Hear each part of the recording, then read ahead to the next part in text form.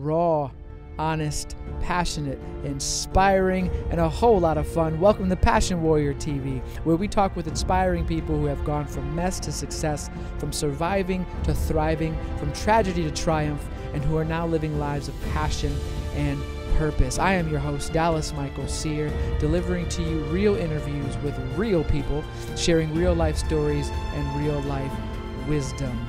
And our mission here at Passion Warrior TV is to help you ignite your passions, live your purpose, and love your life. Let's go.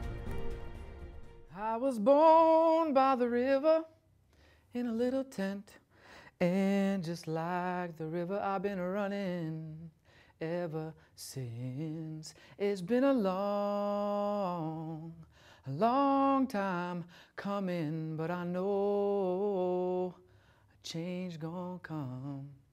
Oh, yes, it will. What up, y'all? That change is Passion Warrior TV. You better keep watching. Keep listening if you're on the podcast. Welcome to episode number 2. In episode number 1, I said uno, and then this would be dos. And I'm going to stop saying it both in English and Spanish because at some point my Spanish is going to run out, and it's just going to be embarrassing. So, welcome to episode number 2. Now, I've got an amazing show for you today. Amazing content, amazing interview. I want you to stay tuned. And as the show says in the beginning, we are here to share with you stories of people who have gone from surviving to thriving, who are living passionate and purposeful lives regardless of circumstance. Do not let anything stop you, ladies and gentlemen. And so before we get into the interview and I share with you my special guest today, Mr. Preston Smiles, and I'll tell you all about him in just a moment. If you do not yet know, you will know. Trust me, you will know this man soon. He is blowing up all over for good reason. But the first thing I wanted to share with you is, as a life coach, I have these aha moments that come to me from time to time in meditation or in working with clients. And one of the realizations that I had very recently is that the order to life matters. The order to life matters. And I'll even pose that as a question in case you have some thoughts. If you want to send me some feedback and tell me I'm full of it, you're welcome to. I might not listen to you, but you're welcome to. But I've learned for myself that the order to life matters. And here's what I mean by that. Now, the order of life, in order for you to survive, goes like this, in order of priority: air, water, food. Ironically, though, in our world, for the majority, we have that in the reverse. We actually, in our world, for most people, they put food as a priority without even any consideration to what type of food that they're putting into their body. So they make food a priority. They freak out. They make these terms. They even have like words for it. I'm hangry, right? Like hangry is a mixture of being angry and hungry. Right? So we create new terminology just to express how hard it is for us to get to the next meal and how it kind of gives us like permission to be shitty people. But I'm here to tell you that the reality is you can only go about 3 minutes without air, approximately, before you die. You can only go about 3 days, approximately, without water. But you can go almost up to 3 weeks without food. And yet, people consume food in order to feel better, in order to numb themselves from their problems, in order to not be present. They use it as an excuse to think about your next meal, where you're going to eat.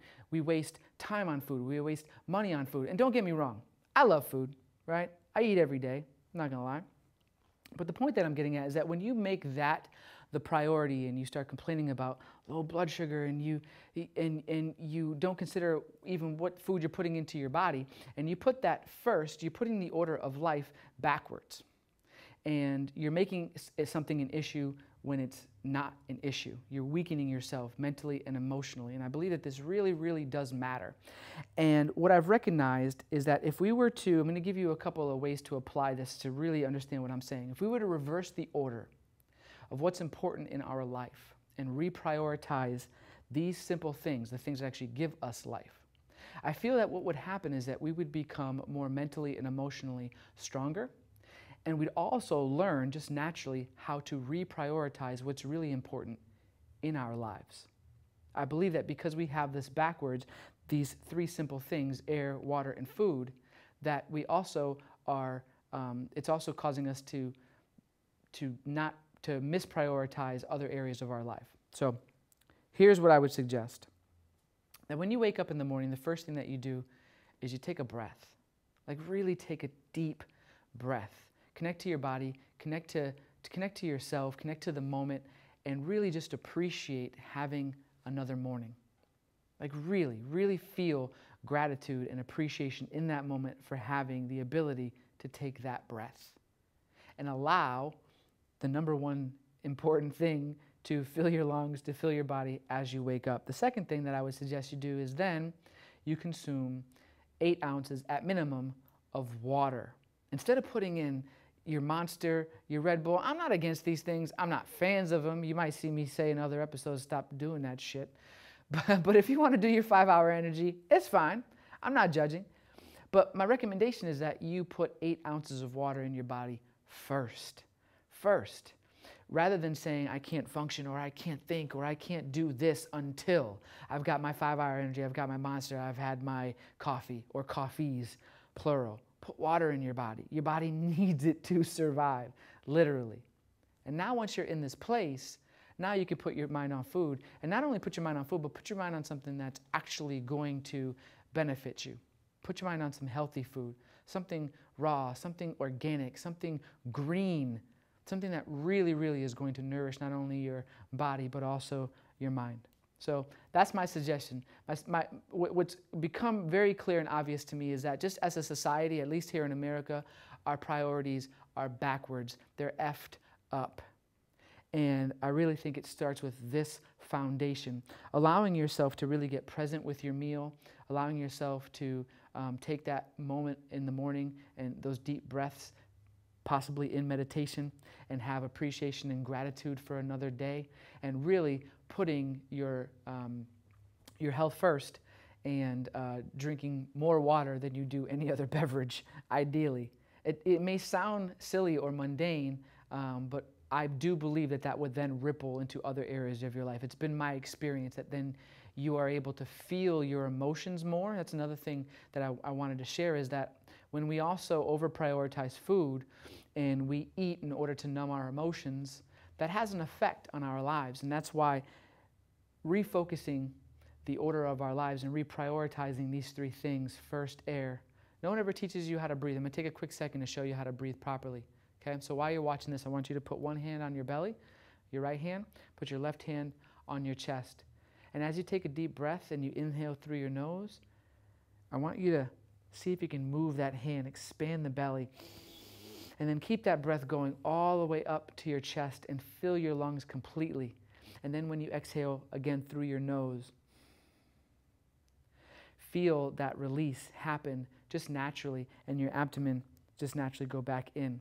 No one ever teaches us how to breathe, but it's really, really important. So focus on your breathing, drink more water, and then when you do eat healthy, and stop using these excuses that food is a crutch or you're going to die if you don't eat every 3 hours. It's bullshit. It's weakening you mentally and emotionally. And if you reprioritize these 3 things, I think it'll be easier for you to reprioritize some other areas of your life, and you'll notice an instant improvement. So that's what I had to share with you today. Hope you found that valuable. Now, we want to get into the interview with my man, Preston Smiles. I'm going to share this with you. First of all, let me tell you, Preston Smiles has been very influential in my life. He's one of my best friends. We've had some amazing times together. I saw him and his crew start the Love Mob in LA. It was just some video on YouTube, and it blew my mind. And I had this immediate reaction.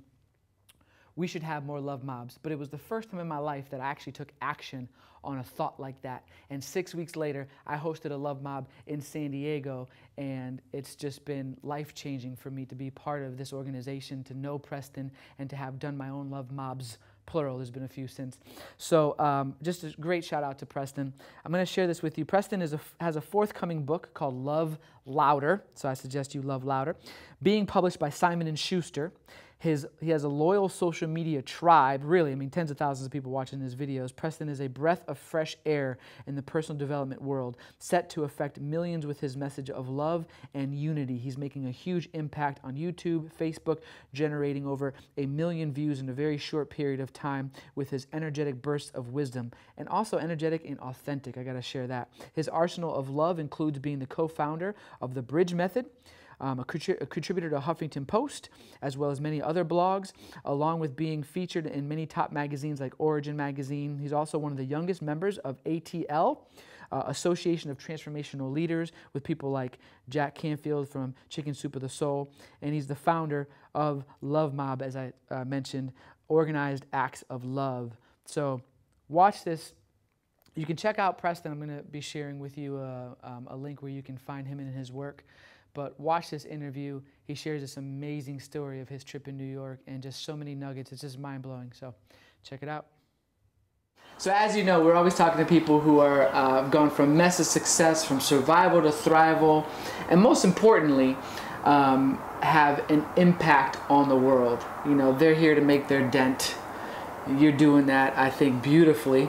I mean, the way that I found you, you know, hosting the first Love Mob, putting that event on, was just immediately I felt an immediate connection to just who you were, what you were up to, and all I had was a YouTube video to go by. But I was like, I don't know, I'm pretty sure this is a fucking cool dude. Yeah. And then come to find out you are a pretty fucking cool dude. So tell me a little bit about your background, like how you got to be so cool. Well, you think I'm cool. You see, you hear that. At least he thinks I'm cool. Yeah, I'm not famous, totally, but he thinks I'm cool. Yeah, man. The short, fast, sort of speed dating round of Preston Smiles is, I was born Preston Davis. Preston Smiles is a name that was given to me when I was in college by a janitor who I was really nice to all the time, and she was like, "Boy, you always run around here smiling. I'm gonna call you Preston Smiles with your happy self." For real? It, like, bang, stuck. I knew at that moment that was my name. But I was born Preston Davis. Grew up in LA. In a time, like I'm 34, and not that I identify with those numbers, but I'm just giving you a context for how I grew up. I grew up at a time right when gangster rap, when it went from like conscious rap to like gangster rap to like, you know, super violent movies, and like all of these things happened right when I was a kid. De La Soul to straight NWA. Exactly. Yeah. And like the reporting of violence, the reporting of black man as the beast, and all of those things happened right as I was like an 8, 9, 10-year-old. So by the time I was 12, 13, I was in a gang, I was smoking weed, I was beating people up, I was, you know, busting windows and stealing from stores and doing all kinds of stuff, which I had a mini identity crisis, right? So along with that, there was a day when I was about 8 years old where I was in school, and they came and took me out of the class with 30 kids and put me in the class with 4 other kids who were mentally ill. And I made unconscious decisions at that point that I was stupid, that I was less than. At that time, in the 80s...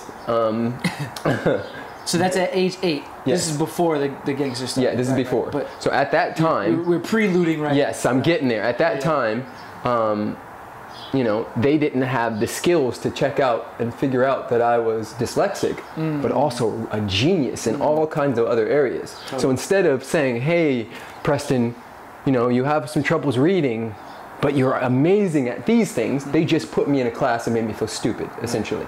So that shaped how I was with the other kids. I started leaning on my creativity and my sports and dominating in every sport, dominating in everything I did. And then also I was like the Robin Hood of the school. So if anybody was bullying somebody, I would bully the bully. And I was like friends with all the nerds, and it's kind of awesome, but it's also still bullying, you know, when it's all said and done. Fair enough. So it's a very real frame. Exactly. So fast forward to I have this moment with my father where he catches me smoking weed at 11 years old, and he pulls me to the side and he says, "Listen, 2 things. One, I want you to look at everybody who you know who does that and ask yourself if that's what you want for your life. Do you want their life? Do you want your uncle's life? Do you want the kids on the corner? Do you want that life?" And I went to answer, and he said, "Don't answer." I want you to sit in that. Right? Genius. Second thing he did was he said, "You're a leader." And you're such a leader that when everybody's going this way, if it doesn't feel right to you, you'll go that way. Right. He empowered me, right? Which was huge. Pausing for car. So, needless to say, I didn't smoke again. Yeah. So I was 27 years old. So at that point, 11 years old, I made the decision that I was a leader, that my father was right, that I didn't want those people's lives, Right. so I stepped away. In the midst of that, I was still in the gang, still doing crazy stuff. My buddy Scott called me one day, and he asked me to come out, hop in the Astro van with Rudy and all the rest of the homies, and go drink. And this particular night, it was a no for me. It was clear in my being, it was a no. So I said no. Yeah. He's like, oh, you gonna be a Right. I'm like, yeah, I am. No, you can swear with these guys. Okay, well, he's like, you gonna be a pussy? And I'm like, yeah, today I'm gonna be a pussy. Okay, yeah. So that's, remember, 11 years old, my father empowered me. Yeah. Now here I am at 15, having this moment where all my friends are going this way, but intuition, God voice. I didn't have the words for it then, but I know it now. Intuition said, don't go. We hang up the phone. They go do their thing. Within an hour, every single person in that car was shot, and Scott was shot in the head and died immediately. Now, yeah, kind of heavy. Him and I would fight over the front seat every time. Wow. Shotgun. Right. Yeah. He happened to have front seat that day because I wasn't there. Yeah. So the guy who shot him and everybody else in the car was standing on his side, so he got the bullet right in the head. He fell back, bang, shot him in the head. Yeah. That has shaped quite a bit of why I'm standing here today, why I'm sitting here today, and why I'm doing what I do. I imagine. I mean, God, I've known you for over a year. I feel like going on 2 years now since the first Love Mob. It's 2 years. And I did not know that story. Yeah. Like, that's incredible. That's incredible. And how your father was able to give you hindsight. Yeah. Right? By showing you what your future looked like, right? And allowing you to be the observer, and then instead of putting you down, instead of making you wrong, calling you out as the leader that you are, and having you choose otherwise. Absolutely. He held me high, and therefore I showed up high. And that's a lesson for all of us, with kids, with boyfriends, with girlfriends, with friends. You hold them high and hold the space and the possibility for them to step into their greatness. That's what my father did for me. Here's a funny thing you may not know as well. 2 weeks later, I came to my father and I said, I need to get out of here. And he was like, okay, where do you want to go? I said, I don't care where I go, I need to get out of here. So he made a few calls. A week later, I was on a plane to Pittsburgh, Pennsylvania. I got off the plane, there was a sign, Preston. That woman was Shirley Russell. She was my new mother. Went to stay with her. She was my dad's high school sweetheart. He called in an emergency favor and said, my son has some of his friends being killed and he's in a position where he needs to get out of here. I go live with her in Pittsburgh, Pennsylvania. She lives in North Allegheny County, which North Allegheny High is one of the 7th richest high schools, public high schools. Stop. Dude, come on. In West Philadelphia. Born and raised. Come on, this is exactly what I went into. So I'm going to explain. It's going to get even funnier. So ridiculous. So I check in to North Allegheny High only to find out that I'm the single only black male in the entire school. So I walk in, there's BMWs, you can eat off the ground. Right. So I come from this school where you set the carpet on fire, we barely have lockers, we barely have books, and I go and check into the school. Similar to my high school, by the way, wires hanging from the ceiling. Exactly, like a mess. Yeah. So I get there, and I check in, and things continue to progress, and I realize that I'm getting better grades, and I'm showing up different. Yeah. And then, at this one day, I'm riding with this kid, Brad, of all people, it's a great name, and we're riding his BMW, and we're swinging through the corners, and we're drinking, and we're listening to Tupac, right? We're listening to Tupac, and we're swinging through corners, and we're on our way to a party. And I had this realization that Brad is no different than Scott and Rudy and all the other kids I hung out with. The only difference is that Brad doesn't take this music seriously. Brad, because of the expectation set for him at North Allegheny High by his parents, by society, is like, oh yeah, I'm white, but I'm listening to this music, I'm drinking, I'm smoking, I'm doing the same thing the black kids are doing, but I'm going to get a different result. I'm going to Harvard because this is not real for me. For the kids at Carson High, where I went, that was very real. It was narration of their life. Yes. Yeah, for real. So, two different scenarios. You're doing the same exact thing, but getting a different result based on the environment set up. Sure. So I bumped into cultural psychology at that point at 15 and a half, going on 16. And I had this realization that it's not a white and black thing. Like we're all the same. These kids are doing the same stuff that I was doing at the other school. Totally. The difference is like what the setup. So fast forward to me having this realization that we're all in this together and that love is all there is. I went down the rabbit hole of being like super angry at the government and all of the things we've been lied to about to get to this point here and now where... Me too. I was a big ass conspiracy theorist, by the way, for a hot minute. Just everything. Did you watch Zeitgeist? The world was against us. Totally. Zeitgeist. Great book back in the day. Behold the Pale Horse. Like I've never old school like discussion of Illuminati and. Anyway, side note, but yeah, the government's after you. Period. They are. And what? And what are you gonna do? Yeah, they're unaware of that there's only one of us here. Right, totally. So that's the space I get to hold for them. Like my dad held space for me, I'm gonna hold space for the government to come into a realization. For me, in order to operate, because I realized that, you know, whenever I was in the space of hating the government or blaming racist people or anything else, I was experiencing that at that moment. So for me, the way I go about the understanding of the world is that there's only one power. That one power is love.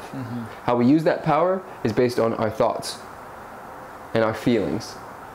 And some people use that power in a not so productive way, which causes, you know, the killing of individuals, the killing of our land, and, you know, the raping and pillaging of other people's land, et cetera, et cetera. So how would you speak to someone who says, you know, that's not love, right? That some perversion of love, or it's the opposite of love, or they're operating from fear? Yeah. Is it your perspective that they're still operating from, like, what they're doing externally is so that they can get to a feeling of love? It's still it's like this component that's missing in them, and that's what they're still chasing, even though they're doing these horrendous acts. Like, so for me, love has no conditions. Okay. Right? So we live in love. It's not conditional. Love is literally the thing we breathe, which is, I get that's a very high esoteric way of looking at something and could piss people off. It's like, love is not, you know, raping some girl. And I agree in some sense about the behavior that some people choose to take on with the one power. See, I don't think that there's an opposite to love. There is only love, and how we choose to use that, we could call it a different word. We could call it, there is only God. There is only energy. There is only divine intelligence. Whatever name is on the door for anyone, all good. For me, that word is love. And how people choose to use it, that power, has a consequence. We live in a cause and effect world where, you know. Yeah, 13 laws of reality of the universe, by the way, not just one. Most of us know about the law of attraction, but... Yeah, exactly. There's so many, you know. So yeah, we live in a cause and effect world. Yeah, which has consequences. And you know, we are all, and this is one of the things I place to myself, to my clients, to my friends, anybody who's willing to be the space to have this conversation, is I always pose the question, because I used to hate McDonald's, right? McDonald's to me was the #1 evil company in the world. So yeah, it's like, you know, I had this thought process of like, McDonald's is trying to kill everyone. And for me, you know, the question always becomes, where am I showing up like McDonald's in my life? You know, so with my friends, with my family, it's all about showing the mirror and asking ourselves, how are we feeding that? So, you know, initially you might say, well, I'm not feeding that. Right. You know, I eat healthy or whatever. Yeah. But if, let's say, I buy a soda, right, then I'm feeding the machine. I'm voting with my dollars to something that is very much connected with McDonald's, right? If I go to a fast food place, let's say Jack in the Box, I'm still telling McDonald's that there's money in this. That you don't have to actually think about the people's interests because they'll buy it anyway. You can kill them slowly, it doesn't matter. I'm voting every time I put myself in that position, or if I don't say something. Ooh, that's a good one. So, because some people will talk about the government or they'll talk about politics or whatever that is, but they'll also just Just remain quiet. Right. And that's an act in itself. That has a consequence as well. So the question always becomes, back to the self. How did I cause? How did I allow? Or how am I a part of that? Right. You know? Totally. Yeah, so that's powerful. So that brings us to another way of putting that too is, if you believe McDonald's is taking shortcuts, right? They're not thinking of externally of the long-term health of the people that they're serving to, or they're not thinking of the impact that they're making on the planet. Yeah. Right? So that's another aspect of, where are you just throwing your trash around? Where are you trashing your body? Where are you verbally trashing someone else? Where are you focused just on the very short term and not the actual long term of what you're creating, or how you're affecting somebody, or how you're showing up? Right? Because those are all principles below the surface of why McDonald's or companies like that are the way that they are. And integrity operating from is integrity. Right. So we could say, oh, they're doing billions and I'm just doing 2. Right. Well, the 2 and the billions, same thing to me. Right. If you're out of integrity, you're out of integrity. Yeah. So it's always back to me. How did I? You know what else that does for anyone? Is it takes their power back. So many people are walking around as victims, you know, and they're victims to the government, and they're victims to their school loans, and they're victims to their job, and they're victims to their husband or their wife. Well, when you take it back and you say, how did I cause or allow this situation? Guess who has the power? Right. You. Right. So for me, that's like number one principle, is how am I responsible for what I'm experiencing right now? Huge. Because we're always co-creating with the Creator. Totally. We're always co-creating. We're always sending signals, because everything is touching, to the universe, I love that. to God, to whatever you'd like to call it. Yeah. You know? Yeah, everything is touching, for sure. And so that brings me, it makes me think of, just a few days ago, we did a group meditation in our neighborhood. Please host more group meditations. Yes. The idea of sitting, for many people, doesn't feel like you're doing anything, and in fact, you're creating a massive ripple. And as important, if not more important, what's going on is what you were just speaking to. Yeah. You're cultivating an internal peace, so you can see that reflected externally in your reality. Yes. Right. So right now, the premise of why we did ours was for just peace on earth. Right. It sounds like this big, global, overwhelming thing. Peace on earth. It'll never happen. And you look at what's happening, in Mother Nature, as well as like the riots in Baltimore and all of this upheaval.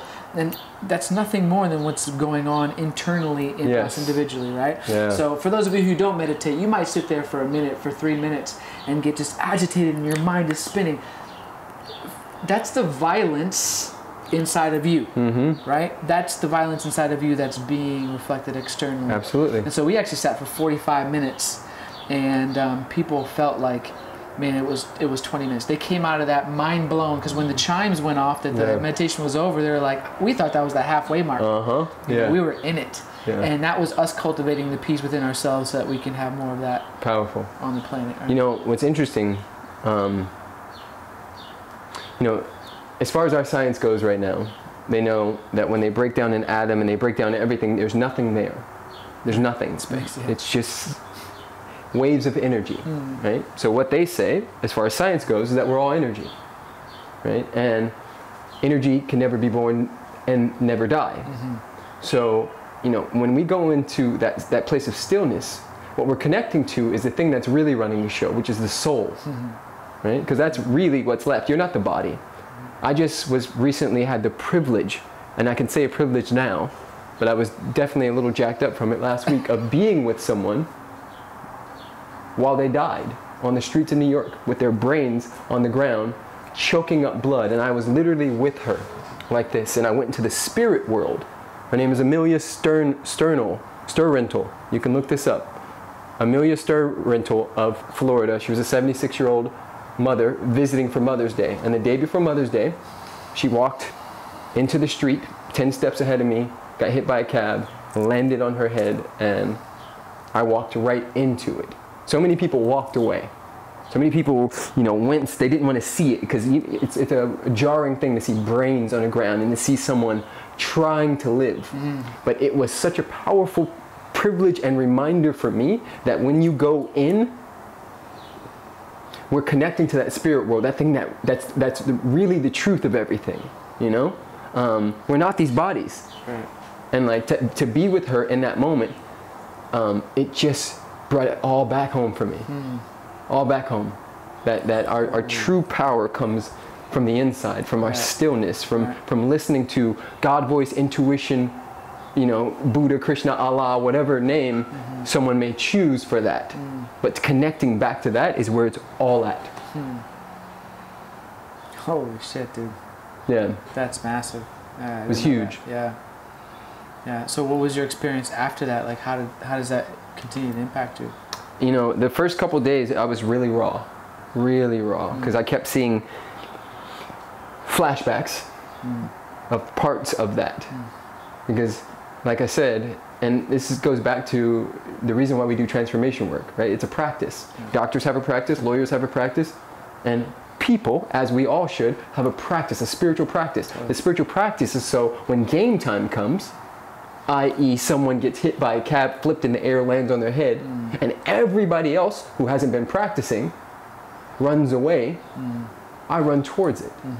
I went in. Yeah, you can be available. Exactly. I was a space for her to take that transition, and I went straight into the spirit world.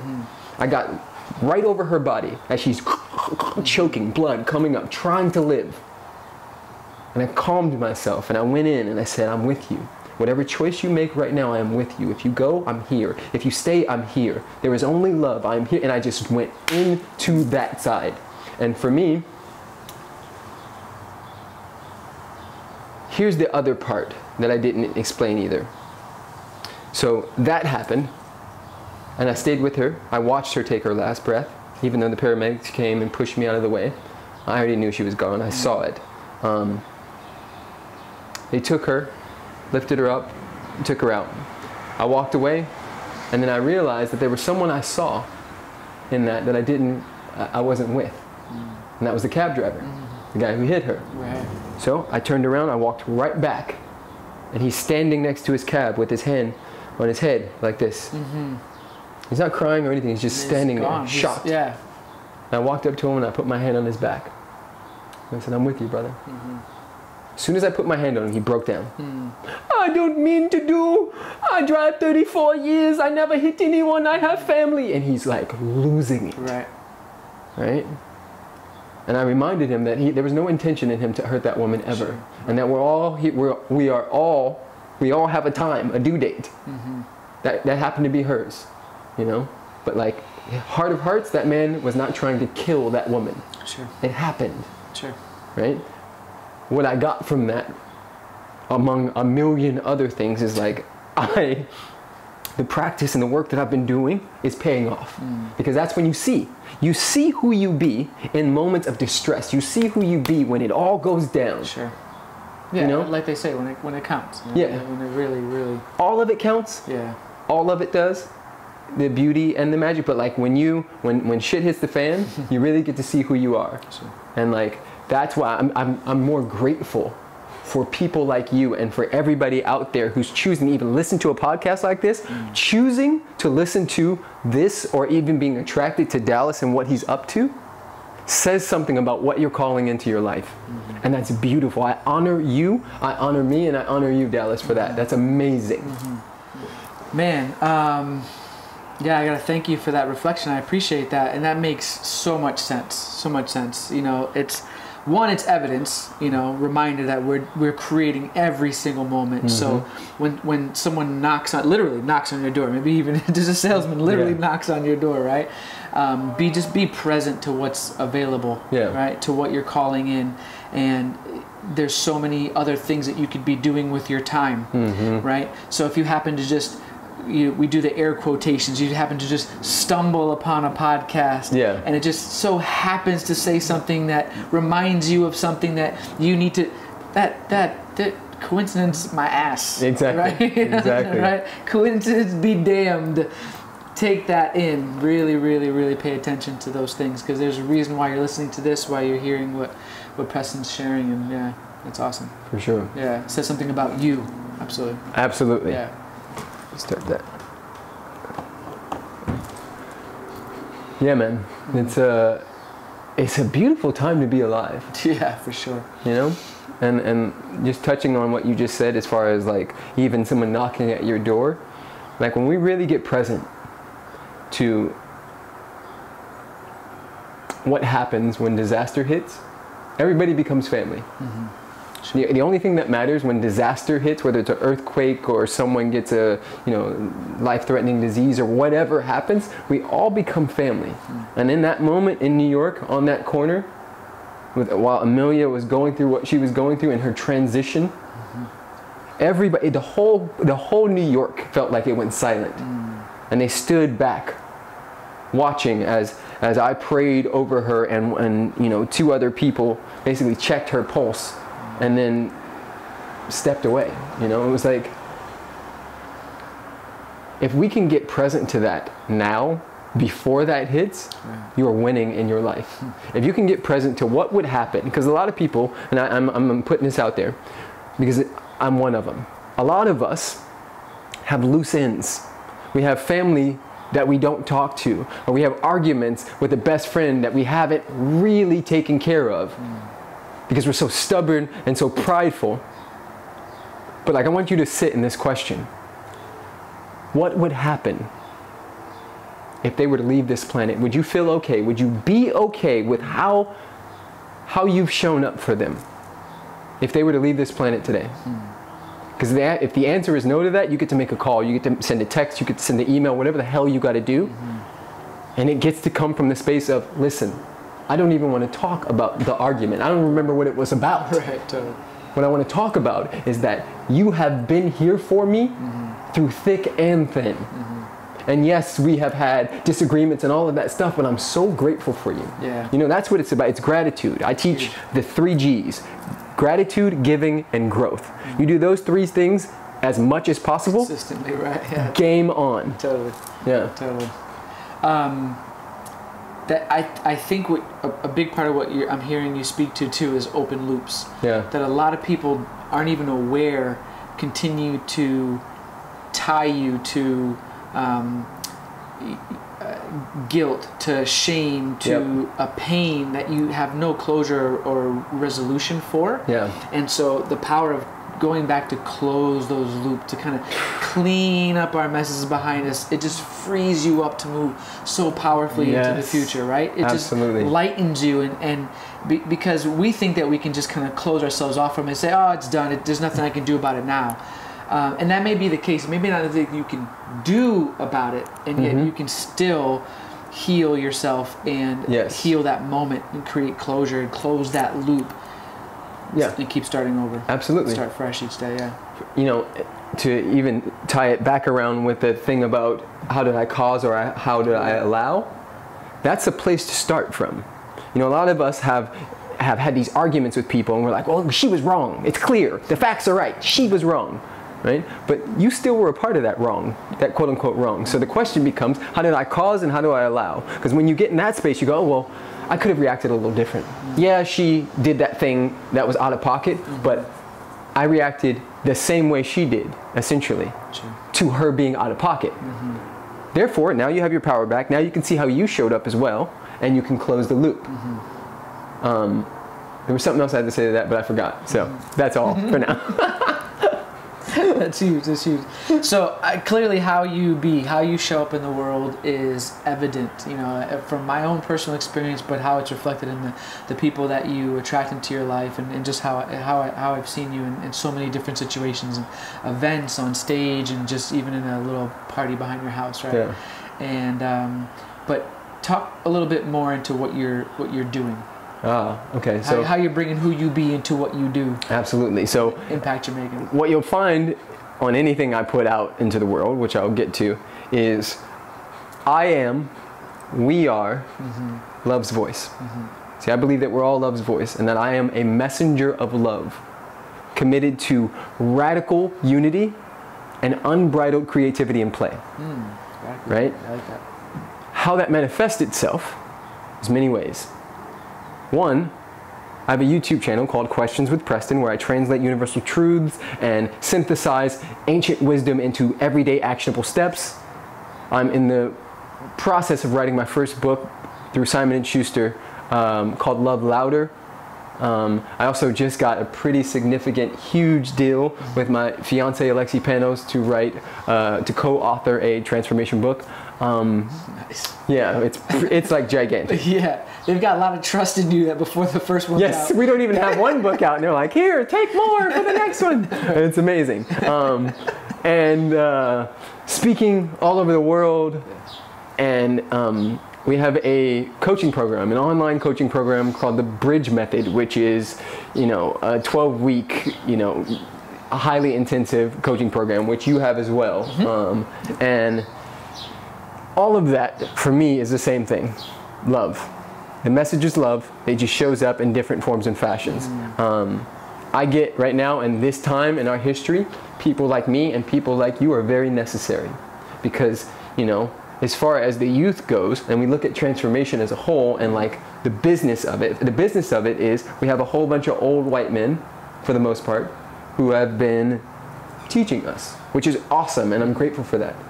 But there's a ginormous gap from those 50-something baby boomers to this current generation. There's not many people in between that. Right. And I feel it's my duty and my job to, if, and this is what I say all the time, if there's a little Wayne, there must be a little Preston. If there's a Justin Bieber, there must be a Dallas. If there's a, and the list can go on. If there's a Jay-Z, there has to be an Alexi Panos. All we're doing is creating another option, because for so long, to me, for the last 20-something years, there has only been one option when it comes to the majority of our society. And I know that because I lived in it. I've been living here, and I was one of the most brainwashed, bamboozled Americans you can find. And now I speak to that because I've been that for so long. I was the kid eating McDonald's and Burger King and drinking beer and sloppy joes and everything else that they gave us, the chocolate milk. What is that? And that's served at our public schools. As far as I know, pizza is still like a vegetable. Right? In public school, or French fries are still like a vegetable in our public schools. So still can't wrap my head around that. It's a whole nother episode. Exactly. I could go off on that. Totally. But yeah, the idea is, for me, it's everything is love. I have one message. I am, we are, # loves boys. I'm just excited for all the work that you're doing, man. Excited to be part of your journey and have you in my life, man. I'm grateful that you were on sharing all this with us. For sure, man. Obviously you're very passionate about how you show up. You're passionate about your relationships. You're passionate about your work. Anything that you do outside of that makes all that possible, that feeds that. Because a big part of being a passion warrior is just doing shit you love. Just like, we don't do enough of what we enjoy doing. If you like flying kites, please just go fly. Go fly a damn kite. It sounds silly, but Ben Franklin discovered electricity because of it. Whatever you like doing, please just go do it. You know what I mean? Be happy, enjoy your life. That'll lead to all these amazing things that Preston and I and possibly yourself are up to, right? If you're doing more of what you enjoy. So what else, man? What else do you like to do that just maybe isn't necessarily work related, but it's interesting. Serves you, feeds you. Because I'm like a transformation nerd. So I like this stuff. I'm in 2 different programs right now.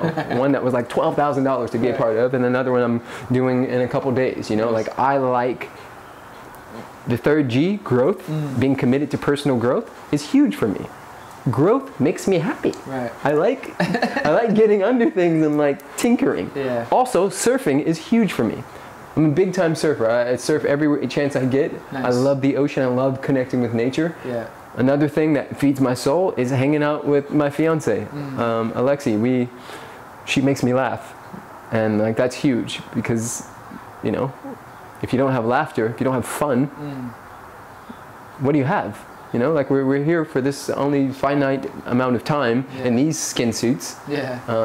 And might as well make it fun. That was one of the biggest lessons I've learned as well throughout this journey, is I was so passionate and I just wanted it all to happen right now, and I was so serious, and this is why people interview me and stuff, because I'm crazy, I don't care. There's nothing you could say that would change my authentic soul signature. This is who I be. I'm not putting this on. This isn't an act. I'm a crazy dude who is crazy about transformation and people and love and Okay. So 9 out of 10, you are too, and you will gain so much when you step into that space. yeah, own that. Just Yeah. allow yourself to do that for sure. For sure. For sure. So that was our timer. Let's close out. Yeah. I know that you've got places to go. You got to go be somewhere else. Yeah. I wanna thank you for joining us, man. Yeah, man. Love you so much. Yeah. The Preston Smiles, ladies and gentlemen. Not the most famous person he's ever met.